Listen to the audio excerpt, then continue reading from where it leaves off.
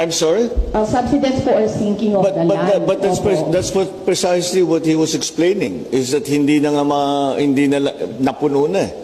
So, hindi natin sa downriver sa inyo. Kaya nga hindi na bumababa yung tubig dahil puno na dito sa baba. Naiembudo po. Kaya nga, pero hindi, this is not something that we're doing intentionally. It is something that has happened because napakalakas ng ulan.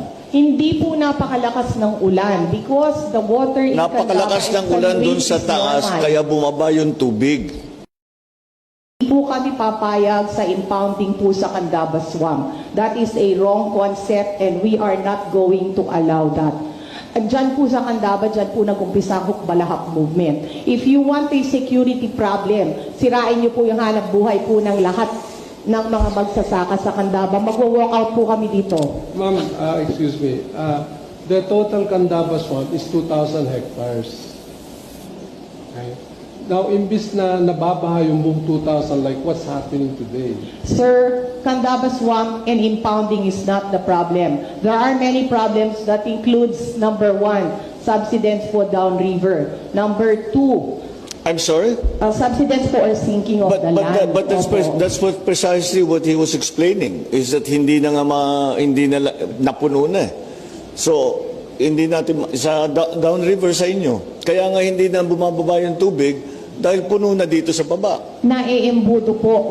Kaya nga, pero hindi, this is not something that we're doing intentionally. It is something that has happened because napakalakas ng ulan. Hindi po napakalakas ng ulan because the water in Napakalakas ng ulan dun sa taas, kaya bumaba yung tubig. Yes po, but the water level was not abnormally high. Instead of arguing about it, what do you suggest? Ito po ang suggestion ko. I will go, reasons, no? Sige na po, okay, excessive rain. But this is not the largest storm that ever hit Pampanga. Number two po, silting po. The rivers are silted down river. Let me focus you a little more clearly.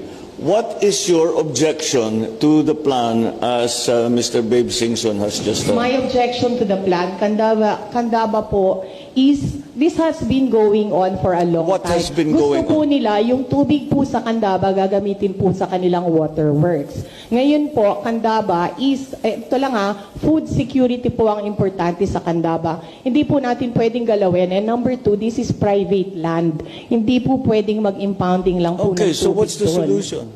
The solution po is to continue dredging, to check po on the flood control plan po of the Bulacan Airport to make sure makalabas po yung tubig. Having supervised and administered all these dredging projects all around the country, they are temporary and exceedingly expensive. Sir, meron po kaming Korean loan that's going to happen. So sana po matuloy po yun. Everywhere that we dredge, bumabalik din eh. Hukay ka ng hukay, tapos after 6 months, wala pang 6 months, puno na naman. Ang meron po namin is dredging with slope protection. That is the subject of our Korean loan. The siltation does not come from the slope. The siltation comes from upriver.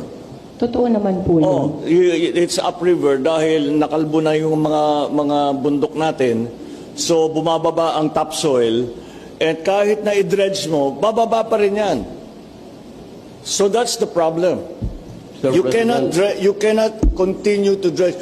Number one, I will tell you, first, it is a very temporary solution. It lasts for, maganda na yung 4 to 6 months. Tapos magde-dredge ka ulit. Number two, napakamahal gawin. So, we cannot continue to do this as a solution na every season magde-dredge tayo. Malulugi ang buong gobyerno kung yan lang ang gagawin natin. We have to find a long-term solution.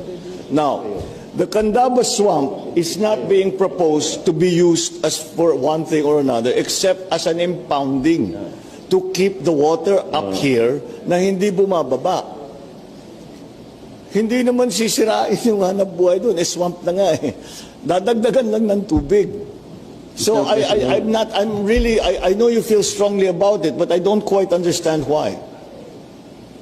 Ito lang po, no, sa Candaba Swamp po, this is very important. Food security po ang Candaba Swamp. The Candaba po, 3 plants 3 times a year. Pag linagyan nyo po yan ng tubig, dadagdag naman po ang rice import natin. In fact, the 4th District of Pampanga is the only rice producing region right now.